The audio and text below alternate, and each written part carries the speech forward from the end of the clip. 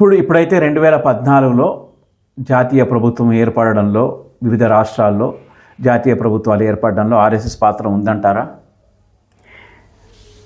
RSS సృష్టించినటువంటి వాతావరణం ప్రభావం ఉంది. ఆర్ఎస్ఎస్ ఏ వాతావరణం అయితే సృష్టించిందో ఈ దేశంలో ఓటర్లలో ఆ రకమైనటువంటి ఆలోచన విధానం వచ్చింది. ఈ దేశ సమస్యల్ని పరిష్కరించాలంటే ఎటువంటి నాయకుల్ని ఎన్నుకోవాలి అన్నది ఓటర్ నిర్ణయం చేసుకున్నాడు.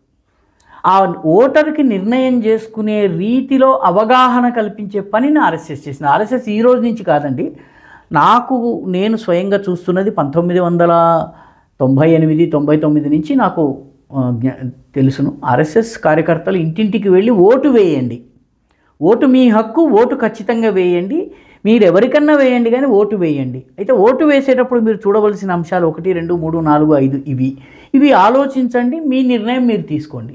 ఈ పార్టీకి వేయి అని ఆర్ఎస్ఎస్ ఈ రోజు వరకు ఎప్పుడు చెప్పలేదు, ఎక్కడా చెప్పలేదు.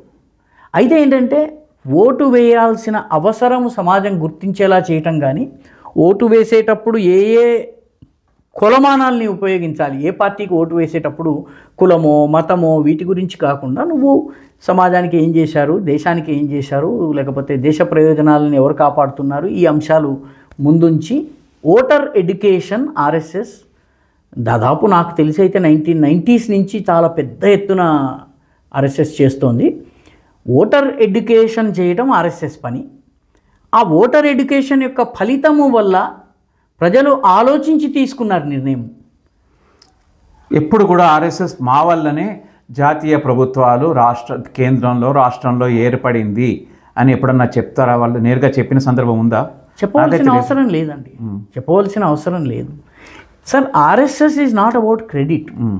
పేరు, ప్రఖ్యాతి, క్రెడిటు, సింహాసనము వీటికి దూరంగా ఉండడమే స్వయం సేవకత్వం. కీర్తి, ప్రతిష్ట, లేకపోతే గుర్తింపు, 10 మంది నాకు పూలమాలలు వెయ్యాలని ఆలోచించటమే ఒక సంస్థ లేకపోతే ఒక ఆలోచన విధానం యొక్క పతనానికి పునాది. బాగా చెప్పారు. అందుకనే 100 సంవత్సరాల నుంచి 100 సంవత్సరాలుగా పనిచేస్తున్న ఎంతమంది కార్యకర్తలు, నేను ఇటు కొందరు ఆర్ఎస్ఎస్ కార్యకర్తల్ని చూశానండి.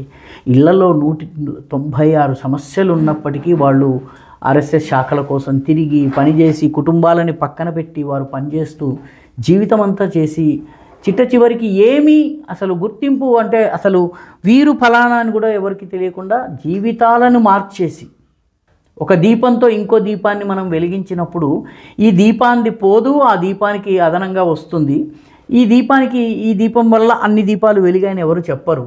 ఆ దీపాల వరుసలో ఒక దీపంగా అది నిలబడుతుంది. ఈ ఆలోచన ఆర్ఎస్ఎస్ది. కాబట్టి ప్రభుత్వాలను మారుస్తాము, మేము శాసిస్తామని చెప్పేవాళ్ళు అందరూ కూడా పతనమైపోతారు.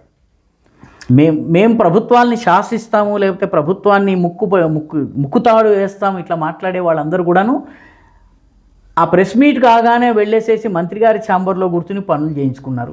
గత ప్రభుత్వంలో మనం చూసాము ఎన్జిఓ నాయకులు ఏం చేశారు. ఎన్జిఓ నాయకులు పైన ప్రసంగాలు చేయటము, లోపలికి వెళ్ళిపోయి కుమ్మక్కవడం చూసాము. ట్రాన్స్ఫర్ని గంటల్లో క్యాన్సిల్ చేయించుకున్నటువంటి నాయకులను చూసాము మనం. ఇవన్నీ ఎందుకు చెప్తున్నానంటే, ముక్కుతాడు వేస్తాము, అంకుశం విధిస్తాము, మేము శాసిస్తాము అని చెప్పేవాళ్ళు పని చెయ్యలేరు.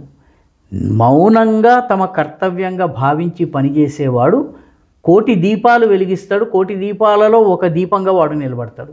ఇది ఆర్ఎస్ఎస్. ఇది ఎప్పుడు కూడా అధికారానికి దూరంగా ఉంది, కానీ అధికారాన్ని అనుభవించాలి, అధికారులకు పాలనలో తమ యొక్క ఇన్వాల్వ్మెంట్ ఉండాలి అని చెప్పేసి ఆర్ఎస్ఎస్ ఎప్పుడు ఆ రకమైన అవసరము లేదు సార్. మనము సమాజంలో మంచి వ్యక్తులను సృష్టించగలిగితే, సమర్థులైన నాయకుల్ని సృష్టించగలిగితే, ప్రజల యొక్క ఆలోచన విధానాన్ని మార్చగలిగితే సమాజంలో మార్పు వస్తుంది.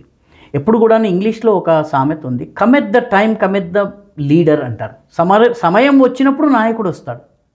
ఈ దేశంలో ఉండేటటువంటి 140 కోట్ల ప్రజల యొక్క నేతృత్వ శక్తి మీద ఆర్ఎస్ఎస్కి నమ్మకం ఉంది. ఈ 140 కోట్ల మంది ప్రేరితులైనట్లయితే వీళ్ళందరూ నాయకులే అవుతారు. నాయకుడు అన్నవాడు సింహాసనం మీదనే కూర్చోకూడదు. ఆర్ఎస్ఎస్లో ఒక పాట పాడతారు సార్, మీరు బహుశా విన్నారో లేదో నాకు తెలియదు. పథకా అంతిమ లక్ష్య నహీ హై సింహాసన చढ़ते जाना.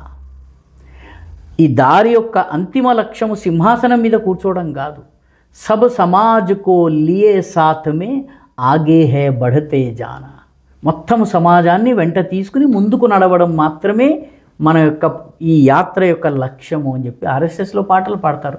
సంఘంలో వృత్తపత్రమే నామ ఛపేగా పెహనూంగా స్వాగత సుమహార్ చోడ్ చలో యహ క్షుద్ర భావన జగకే తారణ హార్ అని పాటలు పాడేవాళ్ళు. అంటే పత్రికల్లో పేరు వస్తుందని, లేకపోతే నాకు పూలమాలలు వేస్తారని, సన్మానాలు సత్కారాలు చేస్తారని, ఇవేవి అనుకోకుండా ఈ క్షుద్ర భావనల్ని పక్కన పెట్టి దేశం కోసం పనిచేయడానికి ముందుకు నడువు. ఇది ఆర్ఎస్ఎస్ చెప్తున్నది. ఆర్ఎస్ఎస్ ఏ రోజు కూడా ఏది మంచో అది చెయ్యి అంటుంది, కానీ ఇలా చెయ్యనదు. అన్నిటినీ తాను సింహాసనం మీద కూర్చోవాలన్నది ఆర్ఎస్ఎస్ ఆలోచన ఏనాడు కాదు.